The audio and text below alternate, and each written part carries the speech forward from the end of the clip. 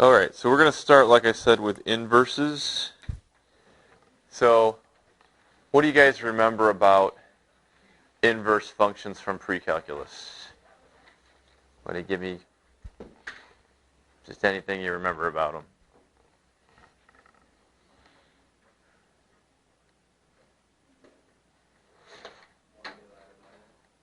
One divided by it?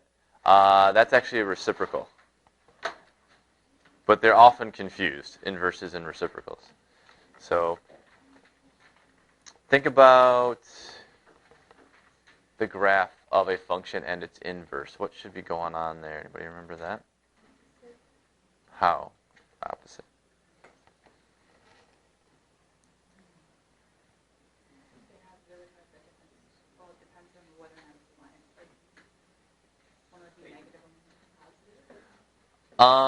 Not necessarily. Sometimes they are. Yep. When you switch y and x. Yes. Yes. So it's an inverse basically is when x and y switch roles. Okay. I think a lot of you guys are getting it confused with reciprocals and making things negative and that sort of thing. It's not that. It's x and y are swapping roles.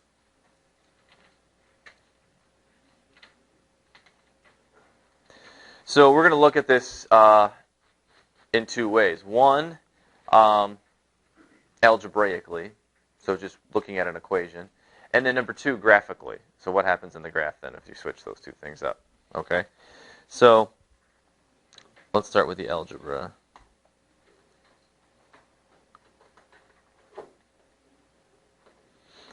So if I had some kind of an equation, y equals x squared plus 2. Okay? And let's identify for a second the domain and the range of this thing. And then we'll work on the algebra of getting the inverse of this. Okay? So, what is the domain of x squared plus 2? Mm-hmm. And what's the range?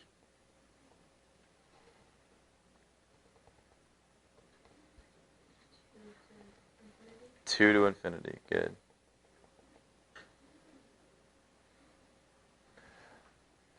Okay, so what's the inverse then?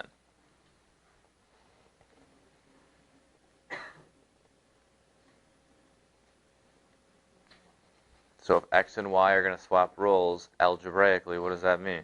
What are we going to do to the equation?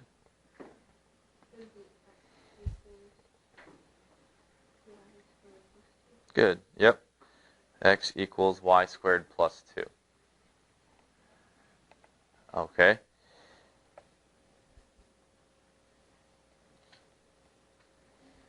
And what do you suppose the domain and the range are? They are switched. Exactly. If x becomes y and y becomes x, then those numbers for which we can use x become those numbers for which we can use with y. And those numbers for which we can use with y become those numbers we can use with x. Okay? So our domain now is 2 to infinity.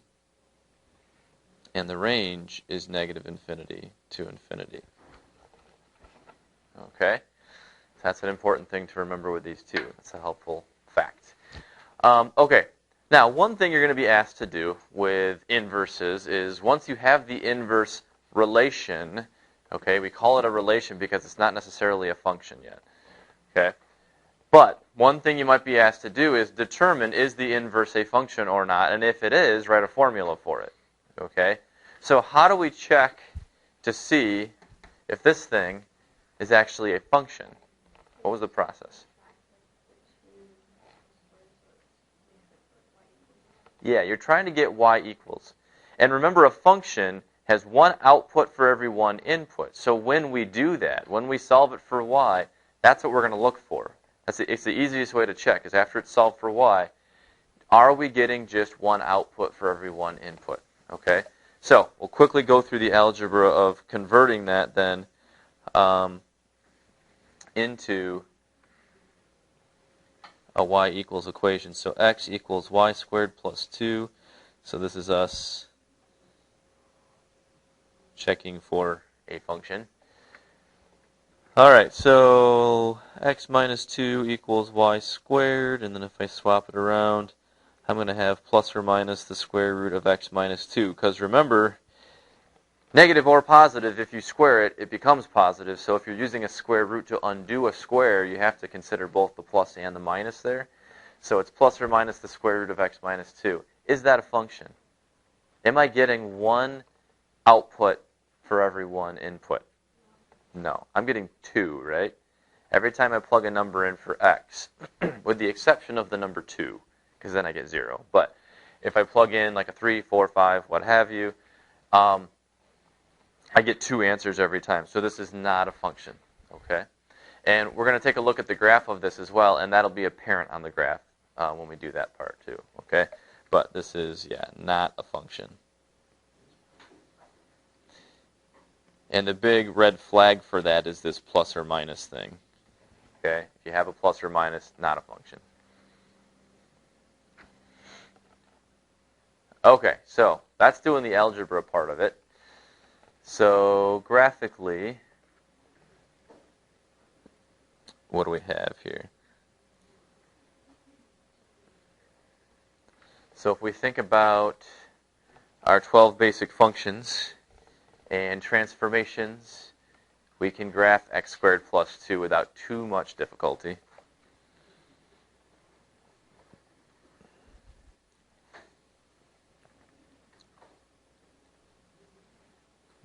A little bigger. Okay. So, how do I graph that though? What's it look like? X squared plus 2.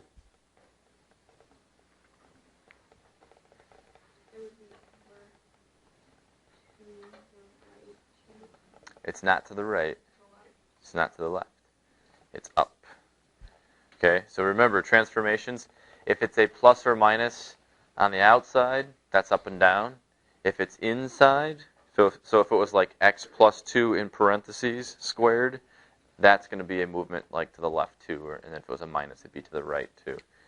Okay, so we'll go back and revisit some of those things later. But for now, we're just going to run with it here. So, all right, so that's kind of what it looks like. This is at 2. Okay. So does anybody remember on a graph what happens when we graph both a function and its inverse?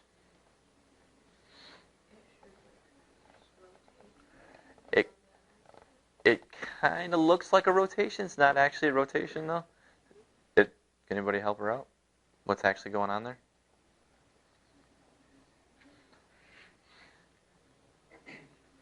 It's not a rotation, but it's a what? It's a reflection, okay? And it's a reflection over a diagonal line, so it looks like it's a rotation then, but it's this x equals y line. Yeah, it just comes right up like this. Okay, so think about that though. That should make a little bit of sense, because if x becomes y and y becomes x, okay, suddenly like this point right here, which is 0, 2, becomes 2, 0. So it starts actually over here at 2, okay? And all those other little ordered pairs, all their x's and y's are swapping, swapping, swapping, swapping. And that reflects it over that line and pulls it over here, okay? So it looks like this.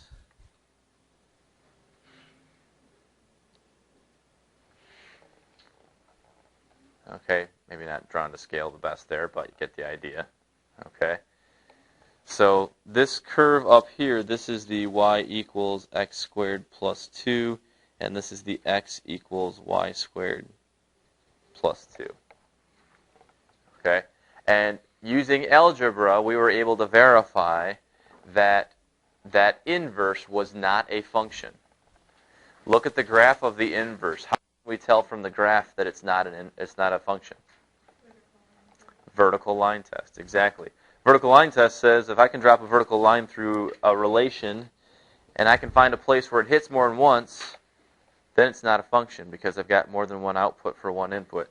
So for example, if I were to put a vertical line through it, I get 1, 2 places that it's hitting right there. Okay? So here's a question for you then. Without graphing the inverse, without doing the algebra to determine if it's a function or not, how could I just look at the original graph and tell if the inverse is going to be a function or not? Horizontal line test. Right. You guys remember that from pre-calc? Okay. So if the inverse is going to have a vertical line test determining if it's a function, the original function should have a horizontal line test that could tell us the same information. Okay? Because x and y have been switched, so I could have gone into my original function and said, I know right away, that's not going to be, the inverse is not going to be a function because I got this horizontal line that I can hit more than once there. Okay? So functions that do pass the horizontal line test have a special name. They're called one-to-one, which means one input for every one output, but also one output for every one input. It goes both ways. Okay? So for it to be invertible, that's got to be the case, right? It's got to be able to have that work both ways, because as soon as x and y swap, then it's going to have to work the other way too. Okay? So let's define that here real quick.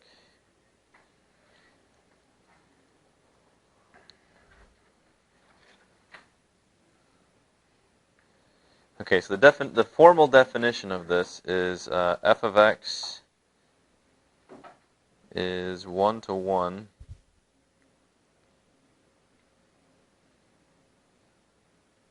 on a domain D if, sorry.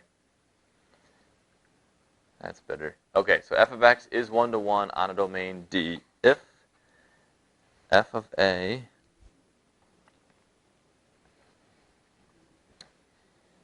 is not equal to f of b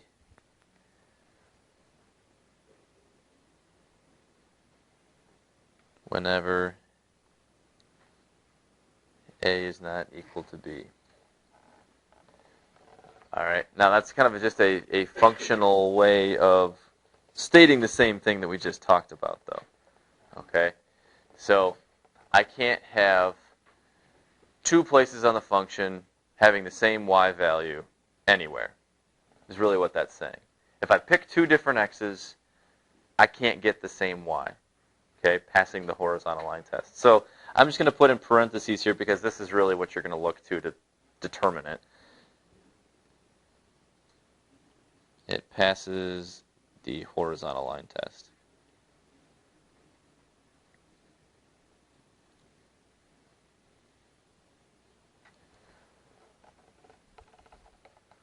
Okay, so you're gonna so part of your homework, you're gonna have a bunch of graphs to look at, and it's gonna ask you, or it might ask in a couple different ways. It could ask you which of the functions are one-to-one, or it'll ask which of these functions have an inverse that is a function. Okay, but that's asking the same question then. Okay, so that's all that type of stuff. So I leave you guys